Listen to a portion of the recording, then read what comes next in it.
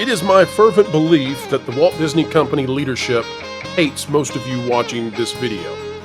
It is also my strong conviction that the people who run Disney likewise have not cared about improving the financial positions of their investors, but rather they have substituted and sacrificed the health of the company for political power. Today, I will show you the very strong evidence that this has been in the works for years.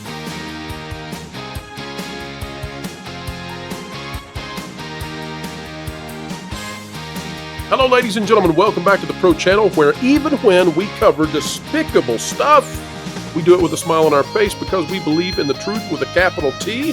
Hope you do as well, and we're excited to show you behind the veil of Hollyweird, where the folks in charge seem to be charged with making sure that your voice is not heard. Take a look at what we are looking at right here. It is the Disney stock. We need to do this at the beginning of the video because we need to provide you with context. We've done it before. We'll do it again. Folks, apologies if you watch this channel often and have seen this. Skip ahead about 30 seconds. We're going to show the people who don't get to see this every day. Folks, Disney had a different CEO for a very short span of time. Then their CEO they've had for years came back and decimated the company. Take a look. The Disney stock during the tenure of Bob Chapek was way up high, and then it came crashing down as there was a campaign to destroy him and to put Bob Iger back in charge. Now, we're getting news as to why that happened.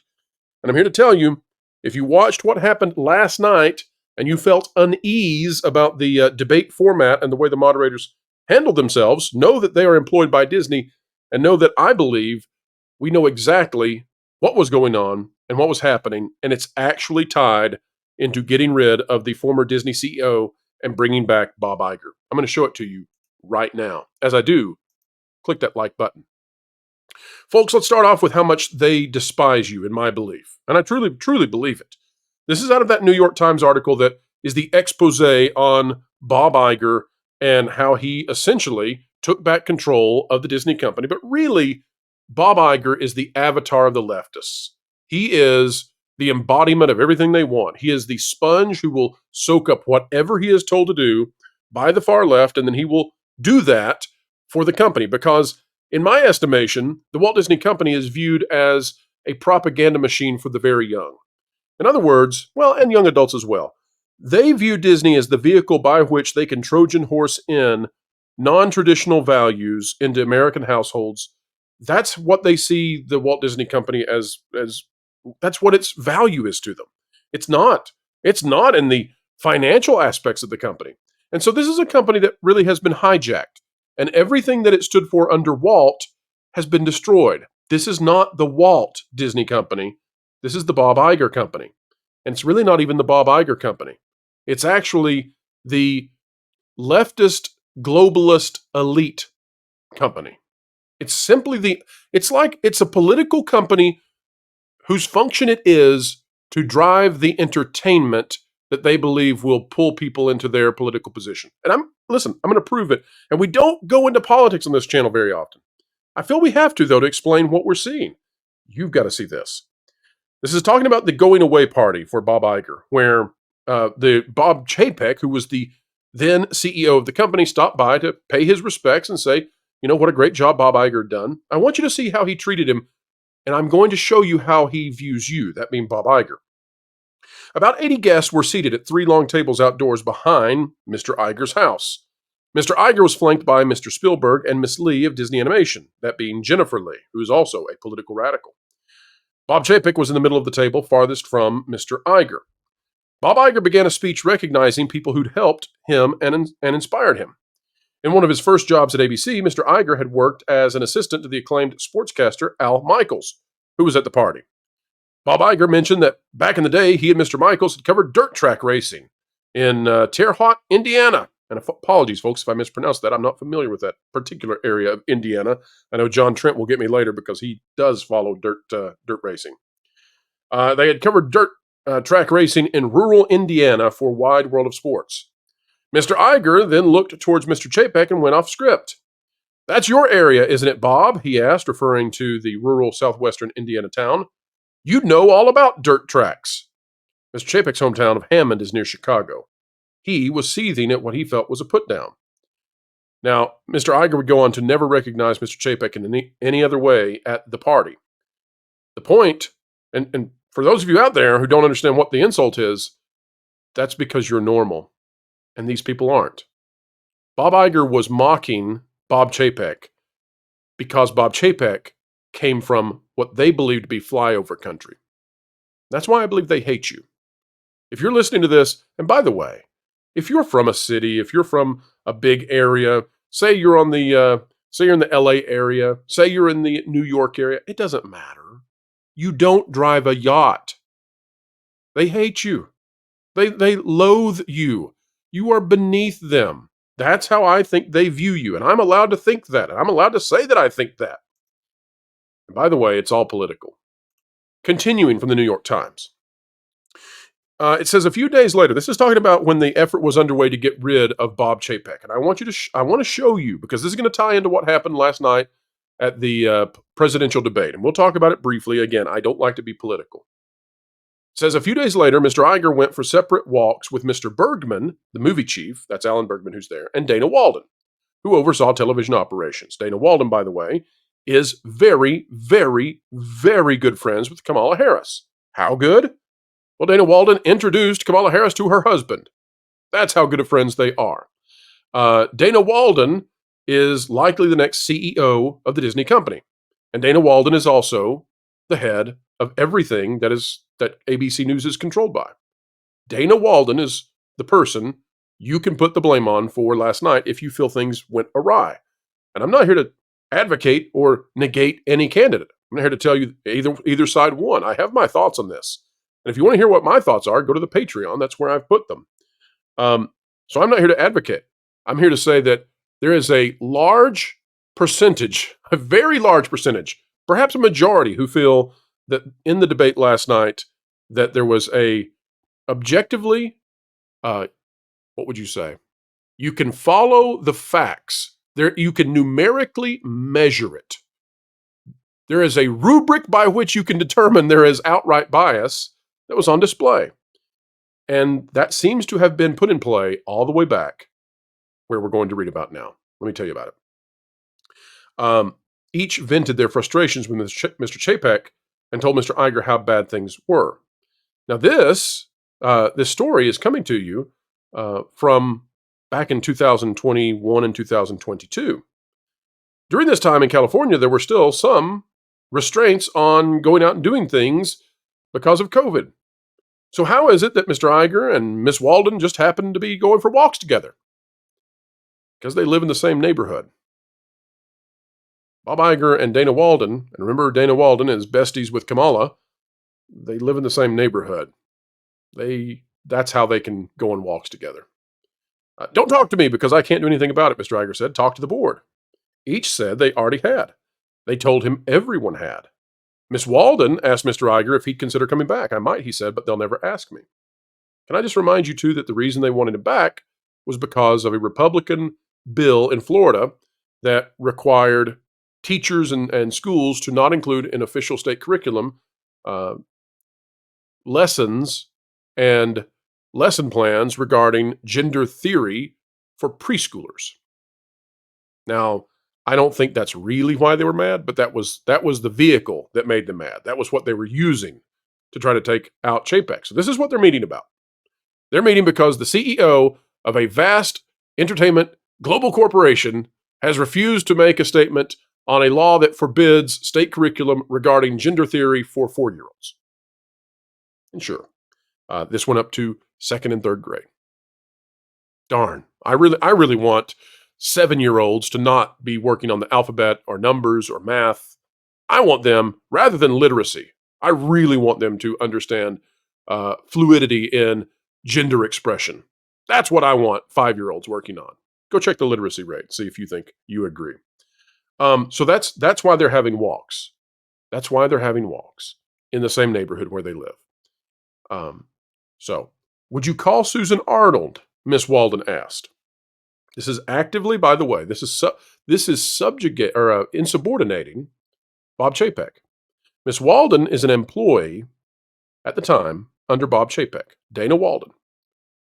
She is actively asking Bob Iger to subvert and insubordinate, and she is doing the same, the boss of the company, to replace him, to oust him, to kick him out. This is a coup. Mr. Iger was still on bad terms with Miss Arnold, partly because of the column by Mr. Smith, and hadn't spoken to her since he left. If she wants to talk to me, she knows how to reach me, he said. He had made the head of the board at Disney very angry because he was sabotaging the company. That weekend, Mr. Chapek was in Palm Beach, Florida to meet again with Mr. Peltz. That's Nelson Peltz, by the way, who at the time, Bob Chapek thought would be a great investor. And you know why? Because he wanted to moderate the company. And what did they not want? What does Dana Walden not want? What does Bob Iger not want? Why are they meeting and walking together in their subdivision? They're very exclusive, extremely wealthy, uber elite, connected with the highest powers in the world subdivision.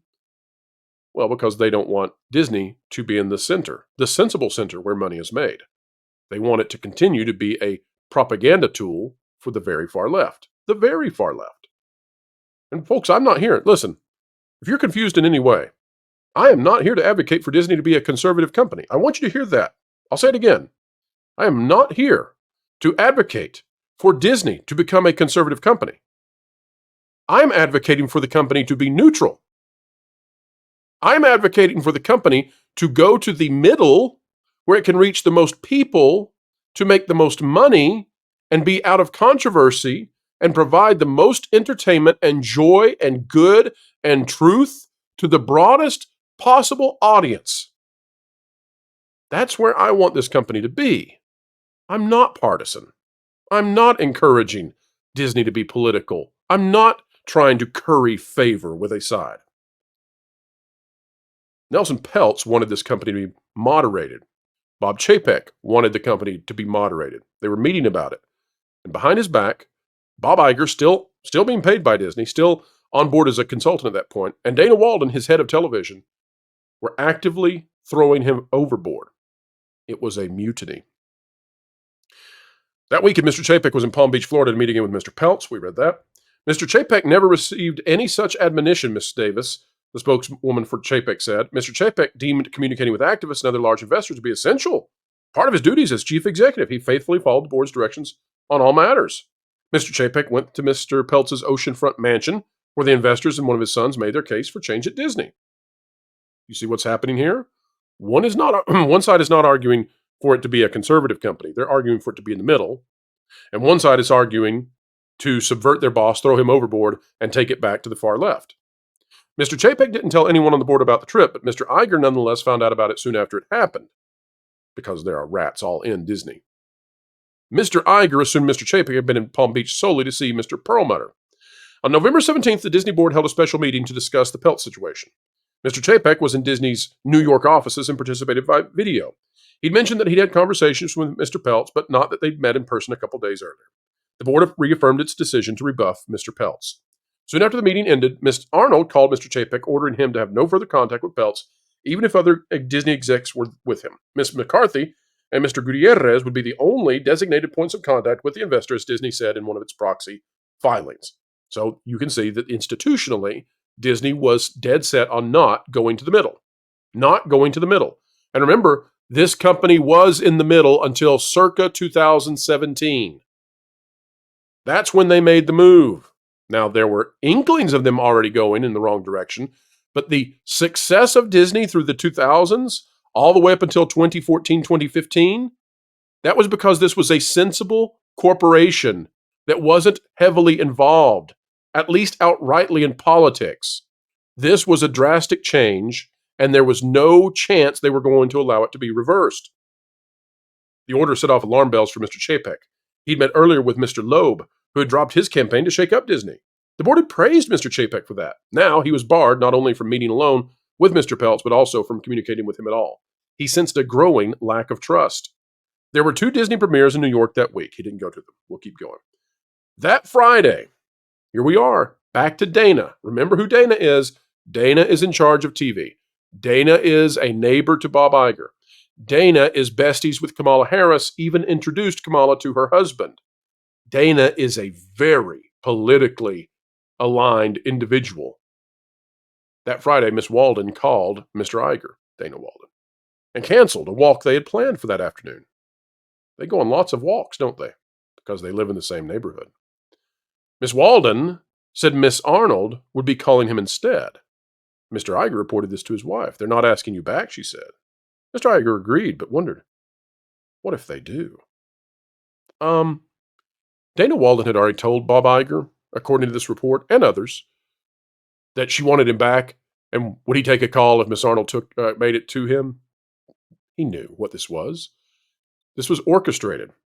And so, folks, when you watched the debate last night, and when one individual, one candidate, was fact-checked and dubiously so 11 times, interrupted, and when that candidate was interrupted 7 times for a grand total of 18 times, and the other candidate 0.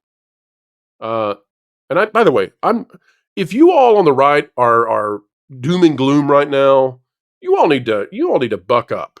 And if you all on the left right now are on some sort of sugar high after last night, you all need to come back to reality. I have watched enough of these elections to tell both sides right now, and I'm trying to be completely out of taking a side right now. And I have my own side, I promise you privately, but I don't come on this channel and tell you that Disney needs to come back to the center, and then me not do that, and then that would be hypocritical. So I'm going to try to be divorced from it to some degree, and I'll just tell you, I think the moderators blew it. I think there'll be backlash, and I think that going forward, the race is where the race was. So there you go, and it's going to come down to turnout. So that's as political as I'll get for you. How's that? And as I said, I have my positions. If you watch the channel enough, you'll figure them out. But I want to tell you that I think the effort to get rid of Bob Chapek, this is what you've been waiting for the entire video, and thank you if you're still listening. The effort to get Bob Chapek out of the company was about last night. The idea that Disney was going to be moderated, and thus ABC News, terrified those on the far left. And the idea that they would lose this propaganda tool for children that produces things like Strange World and race-swapped Little Mermaids and all of that, and does, 100% positive news coverage of Kamala Harris over the past month and 93% negative for the opposing candidate. The idea they would lose that was terrifying. And it's not just terrifying in the way that people get scared. It's terrifying in the way that a cornered animal will do anything to take that power back. And what did they do to take it back? They sacrificed the vast, enormous money invested in this company and cut it in half. $88.21 at the time of this recording. You know what it was at the high under Bob Chapek? $197.16. That is what it was worth. It was worth your pensions. It was worth your 401ks. They'll do anything to hold on to power and to their yachts. And that's why I say, they hate you. They mock you for living in rural areas. They mock you for having less than they do. And if you want to say, well, Pro, I don't think it was tilted last night, and I don't think that Dana Walden had anything to do with it, and I don't think the dots are connected. Can I just say that there's a commentator out there, Megyn Kelly, who went after Donald Trump in the not-so-distant past, back in 2015, 2016, the Rosie O'Donnell question. I just want to show you what even she, who has gone after Trump, and they have fought publicly, viciously, torn Fox News apart over it. I just want to show you what she had to say about last night, and then you decide whether or not you think Dana Walden and ABC News, whether or not Disney is all in as a political arm, the entertainment arm of a partisan party. And folks, as you watch this, I also want to say to you, you need to decide, do you want to support those who hate you? Here's what they say. I've never seen anything like it, Rich. I've never seen anything quite so biased at the presidential debate level. Well, it continues a theme of this race, right? They've been completely in the tank for Kamala Harris, and the moderators on the debate stage were completely in the tank for Kamala Harris. And you knew where the night was going when we got. Folks, when the person who says who gave the, one of the most difficult questions ever to President Trump, and was criticized roundly for it. And maybe she deserved it, maybe she didn't. I'm not here to say that one right now. But when she comes out and says that she's, and go watch the full video with her. We'll have the link in the description down below. When she comes out and says, wow, this was unlike anything I've ever seen, I just suspect that perhaps Disney outplayed its hand. But that should be no surprise when it comes from people who will insubordinate and subvert their boss and commit mutiny and do whatever it takes for the political power of the corporation they will devastate financially in order to control the minds of your children and young people and further the interests of their political pals. Global elitism, narcissism, that is the leadership of Disney. Folks, we don't do videos like this every day. We'll go back to Star Wars. We'll go back to Marvel. We'll go back to Disney World tomorrow. But we got to cover the news. And if nobody else is going to say this and connect these dots in the same way, it's a voice that has to happen. Apologies for those of you who want us to stay out of it. We'll try our best, I promise. But we're also not going to be cowardly. We'll talk about things when we have to. And in this case, whether or not you agree with either political party, at least you know how this played out and how it was deeply connected and intertwined with the removal of Bob Chapek. Folks, like, share, subscribe, click it, stick it to the algorithms. It is the notification bell. Drop a comment down below. Let us know your thoughts. And folks, until the next time, get out there and make the world a better place. You might not control everything about your future, but in your space, in your family, in your community, you can make things better. And I'm here to tell you, I like those of you in rural Indiana just as much as I like you when you're in Martha's Vineyard, for example. You can make the world a better place, and no matter where you're from, you matter just as much, maybe more, than Dana Walden and Bob Iger. Keep learning, keep growing, and keep having fun. Are you sick and tired of stuff being swept under the rug because you or the media are too lazy to actually deal with it? Or are things just building up around you so much that you can no longer ignore it? Also like the mainstream media? Well, I got the solution for you. I'm Wilton the Troll, and I want to tell you about this revolutionary new product called Jonas. That's right, no longer do you have to put up with stuff shoved under the rug. You can actually get rid of it and dispose of the problem in seconds by using Jonas. You can, in a matter of seconds, deal with the political and illogical buildup of the muck and grime around you effectively and efficiently with Jonas. You might think this is an ordinary vacuum, but you'd be wrong. You can clean up and remove from one end, but Jonas, he actually works from both ends. From the back end, Jonas can blow a whole bunch of hot air, and that's cool. Remember folks, if you actually want to deal with the dirt and grime the mainstream media has been neglectful about, get Jonas, 'cause Jonas sucks.